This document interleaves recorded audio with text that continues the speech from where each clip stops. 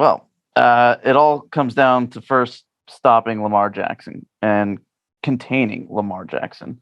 Uh, I remember the game against the Dolphins where we would have two guys run upfield, and then their offensive line would already be like 5 yards down the field blocking, and Tua could just escape and take giant chunk plays. Uh, Vitor actually wrote a great article outlining his keys to winning this week. And he pointed out how our defensive line is not our defensive line of last year, how these guys are athletic freaks. When we're talking about Clemens, we're talking about Lawson, we're talking about JFN, we're talking about Solomon Thomas. All of these guys are built differently. Instead You're of not going to mention Jermaine. Oh, and of course, Jermaine. There's so many guys. I'm personally offended right now. Wow. There's so many studs out there that are perfect for containing a guy like Lamar Jackson. I'm just thinking back to JJ's tape and how many times quarterbacks thought that they could beat him to the edge, and they were not able to. He was chasing down jet sweeps to the edge, let alone quarterbacks. Exactly. So I think that we finally have these guys that all on the field at the same time. They're able to contain a guy like Lamar Jackson and really force him to do something that he doesn't want to do, which is pass the ball. I mean, he will pass the ball, but maybe we can take care of that also if we force them to pass to who we want them to pass. If we take away between the hashes to Andrews, to Likely, and really force them outside the hashes to their wide receivers, where I think we have an advantage.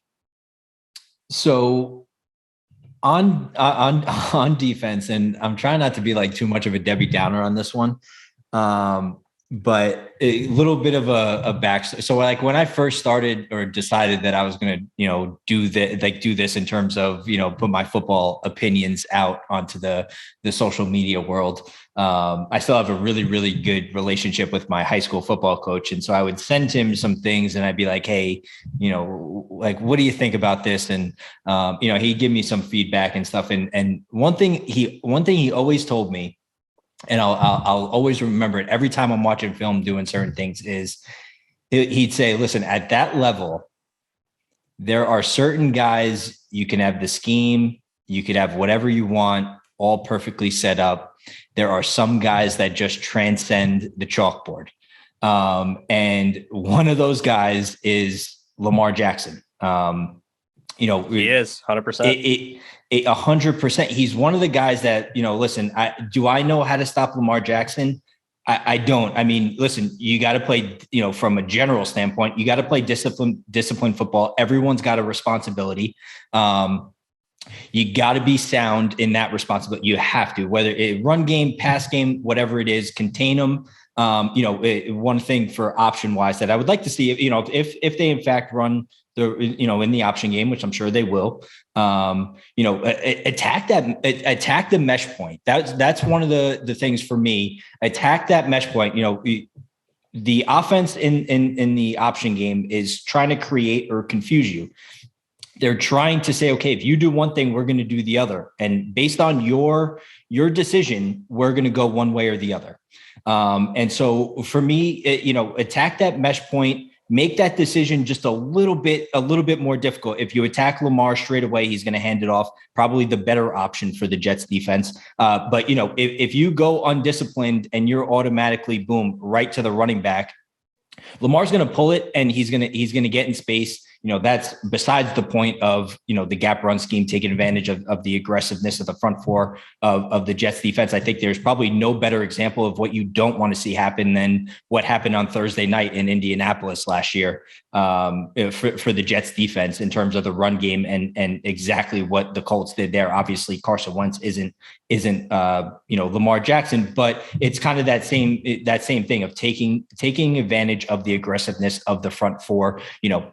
All of a sudden you look up and the offensive linemen are, if you're, Quinton Williams, whoever it is, you look up and you're looking at Jonathan Taylor's back or, J.K. Dobbins is back and linemen are at the second level already. So, in the run game, you got to be disciplined, but there is a factor that, I keep seeing on Twitter, hey, this is how we do it, put a spy here and you could do that. Guys can be in perfect position and people still have to realize that Lamar Jackson's going to get his on Sunday. It is a matter of the Jets being able to either, do the same or on the important downs, third down, actually make a play in the red zone, keep him out of the end zone, force him the 3 points. But, Lamar Jackson, for me, maybe I'm putting a little bit more praise on him than I think most people or some people do. You can point out the passing numbers for him, him in the pass game. And of course, he loves the tight ends.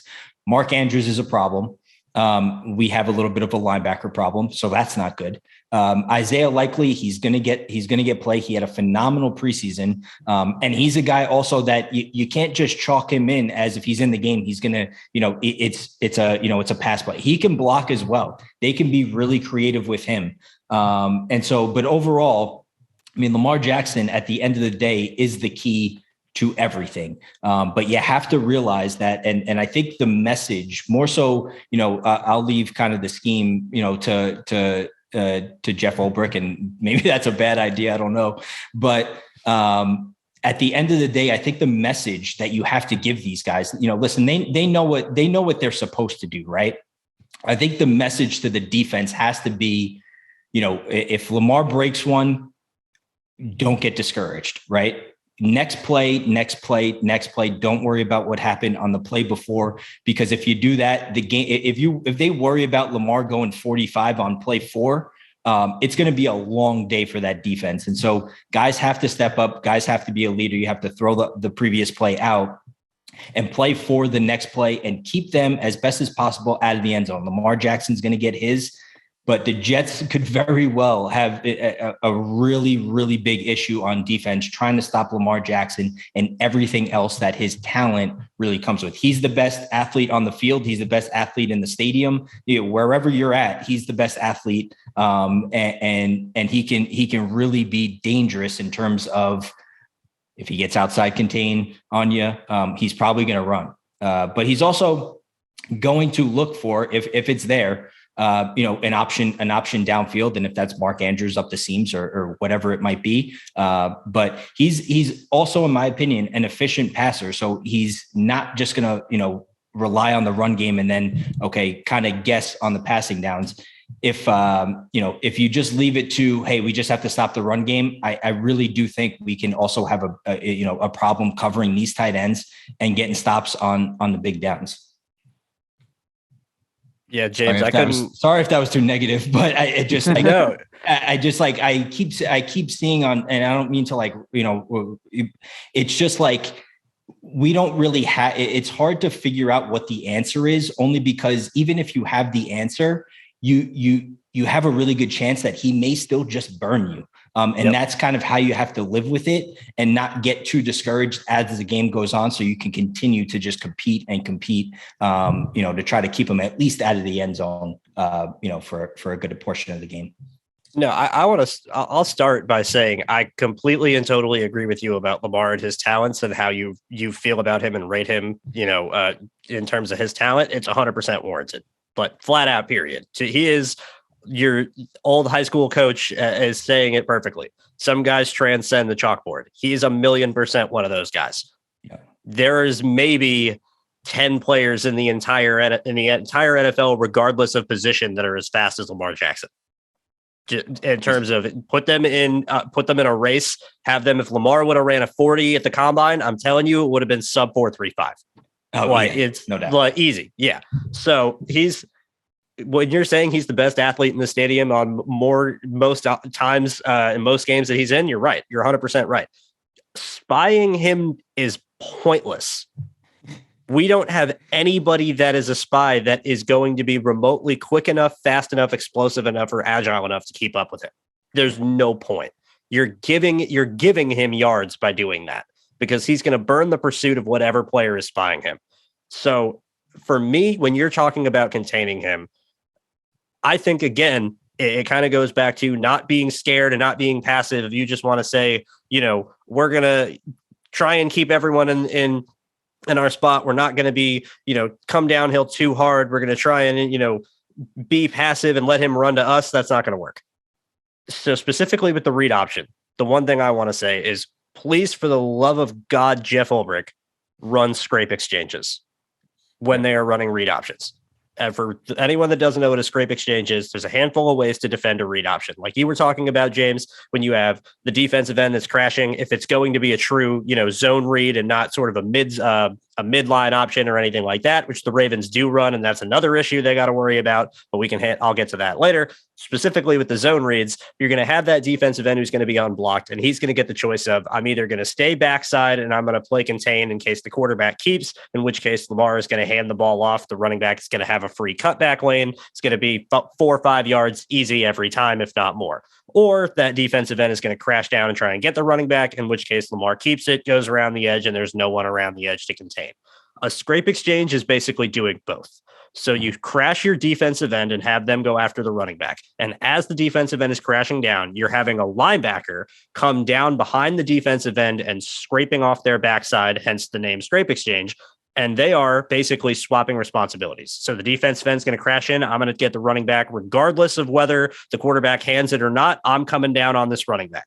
And this linebacker, regardless of whether the quarterback hands it or not, I'm going to be out to the edge to tackle the quarterback if he tries to keep it and run to the outside. That is my answer for read options. It's been my answer as an analysis for read options for as long as I can remember. And I don't understand how it isn't every defense's answer for read options. Because as long as you have a defensive line on the interior, as long as your interior doesn't get completely and totally destroyed to where that running back can just take the ball and run to the front side and doesn't have to worry about the defensive end crashing, you're pretty much going to be okay. Now, this is like what you're talking about, James. Sometimes you draw things up well, and you have guys that are going to beat you anyway. There's a chance that the Jets do that, and they have Quincy Williams, for instance, coming off on the scrape, and Lamar keeps the ball, and Quincy's got him wrapped up one-on-one, and Lamar spins him out of his shoes and runs to the edge and picks up 25. That could happen. That doesn't mean you need to change what you're doing. Right. That doesn't mean that call was bad. That doesn't mean that, we need to defend this differently now, and we'll just give it to the back and let them gain 7. Well, maybe that offensive line is going to drive everyone off the ball, and that gain 7 is going to turn into a gain of 30. We don't know. But you got to be willing to be aggressive. You got to be willing to take your chances. And if you get beat, know that that's going to happen, because you're not going to win without taking those chances and making some big plays on defense and taking the ball away. And the last thing I want to talk about, looking at, like we're talking about defending the read, defending Lamar and his scrambles, is the defensive line in particular. We keep saying, be disciplined, keep contained, don't try and, be over aggressive and get out of your gaps. What does that mean specifically? And what do we want to see specifically out of the line? This is one thing that I go back to. I don't know how you guys feel, but Mike Zimmer is one of my favorite coaches, period. Just his defense and his schematics, I think, are fantastic. And I'm not saying, I'm not trying to sit here and defend Mike Zimmer and say, the Vikings shouldn't have fired him or anything like that. Just talking about him as a defensive coach strictly. He's an excellent defensive coach. And the one thing that he always does better than maybe any other defensive coach in the league outside of Belichick is know how to teach his defensive line to rush with contain. Specifically, it's a good comparison to the Jets, since the Vikings were a 4-man front, very similar cover 3, single high 4-3 inspired.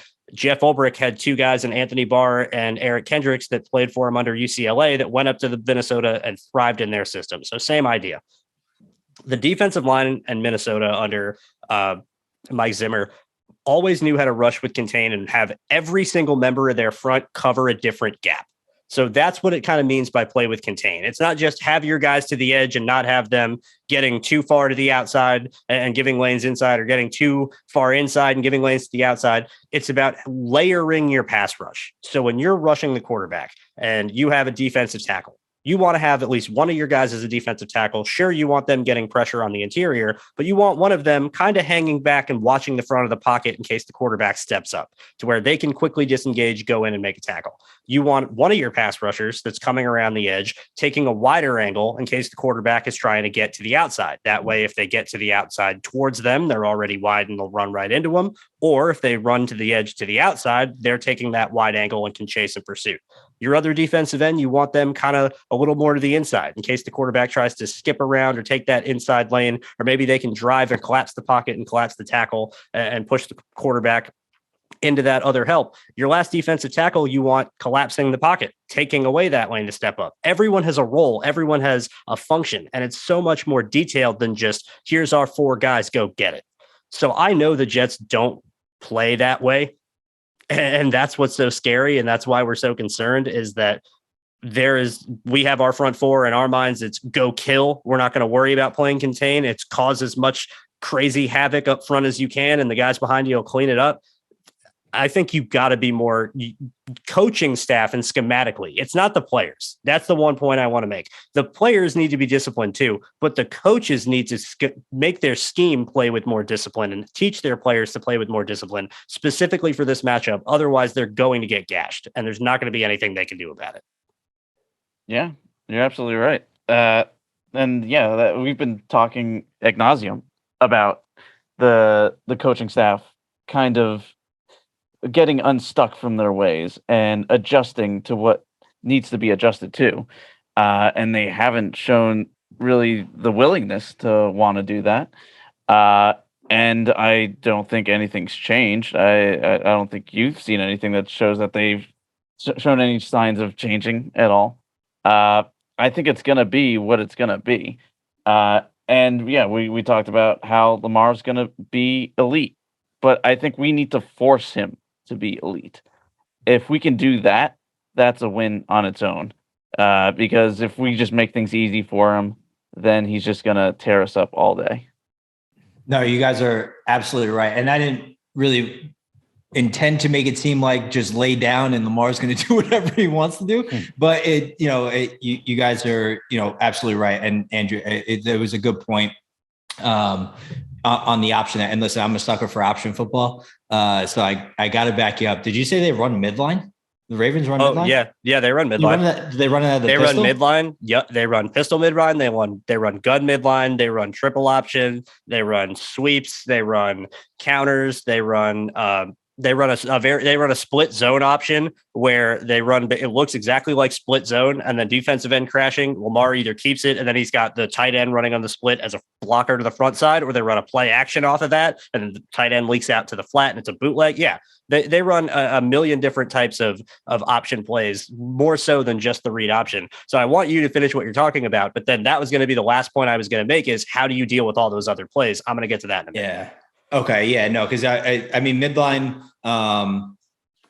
obviously from what I know about midline, and I ran a little bit before, but that's more your inside option, right? If you're reading the defensive tackle, you're not reading the defensive end, and the roles are reversed. So if the tackle crashes down, then that's going to be when the quarterback is going to hand the ball off because the running back is going to go behind them. And if the tackle is kind of staying there, then that's when they give it to the back. And it's slightly read differently, but it's read from the inside more than the outside, like a read option, like a zone read. Right. Yeah. And I have a chalkboard in my basement, so I kind of drew it up here, but right. So when you're running the midline, you're kind of, as a quarterback, you kind of have to take a step back because that running back is going to come almost straight up the centers, because let's just say they're running it to the right.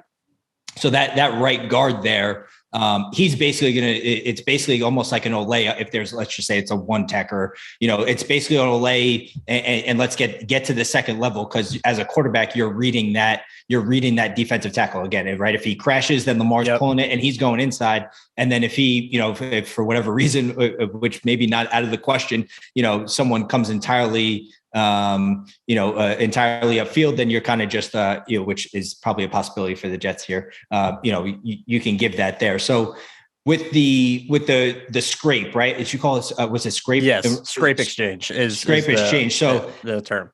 How does that differ, right? From a defensive perspective, if you see the midline, who's now exchanging, right? Because I definitely from an outside zone, or I don't want to call it an outside zone, but let's just call it your traditional zone read from a shotgun.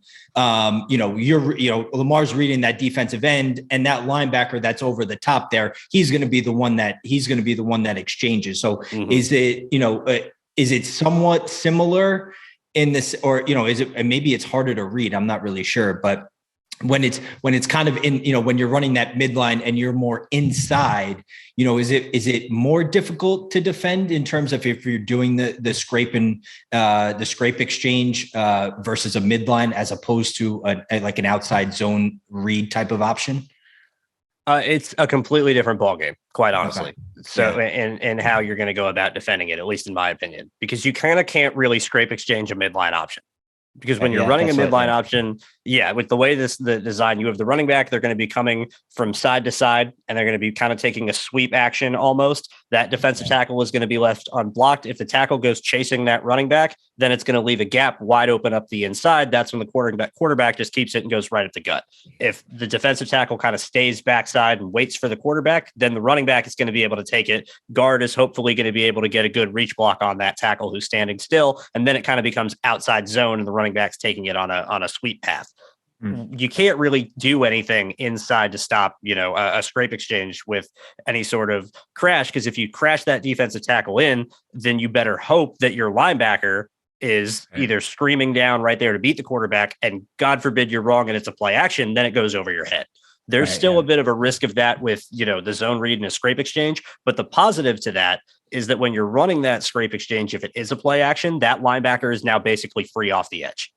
And so you're hoping they'll be able to get in and go, since my responsibility, regardless of what happens, is get the quarterback, pass, run, keep, pitch, whatever. That's what I'm going to go and do. You're hoping that they can come off that edge and maybe get some pressure and get to the passer before they get the ball off. You're hoping your other linebacker behind them can kind of shift in, replace, where they want to go. That's where it's a schematic thing. If you're going to have a guy scrape exchange, it's really important to kind of have it. I like doing it with rotating safeties. So if you drop a safety down and that becomes your exchange guy, then you rotate your safeties behind them, corners replaces, you have your other linebacker expand out. That's kind of how I would run it. I don't know if the Jets are going to do much of that. I don't know how they plan to do it schematically. I think this is going to be a big game for Jordan Whitehead. I think he is going to be the guy that might be tasked with keying on all of those tight ends and playing things to the outside. But with the midline in particular, and this is one of the last points I wanted to make on defense before my biggest point that I've been saving for the end. But number one for me, and this may seem counterintuitive, but I'll explain what I mean. I think if the Jets try and come out and play a bunch of exotic fronts and unbalanced lines, and we're going to have, 3 defensive ends to the right, all further than a 3 technique, and we're going to have Carl Lawson singled up as a 9 on the other side, and we're going to have one tech in the middle, and just have these crazy line splits with wide open gaps in between, the Ravens are going to eat them up. They're going to absolutely eat them up with their power run game, with their midline options and things like that. They're going to have a way to the Ravens and Greg Roman and the way that their run game is scripted. Greg Roman is a great coach in the run game. His passing game scripts are not that special. There really isn't anything to write home about. No one around the NFL is going to sit there and say Greg Roman's an amazing pass designer, among the likes of a Sean McVay or a Matt LaFleur or anything like that. No one's saying that. His run game is like that.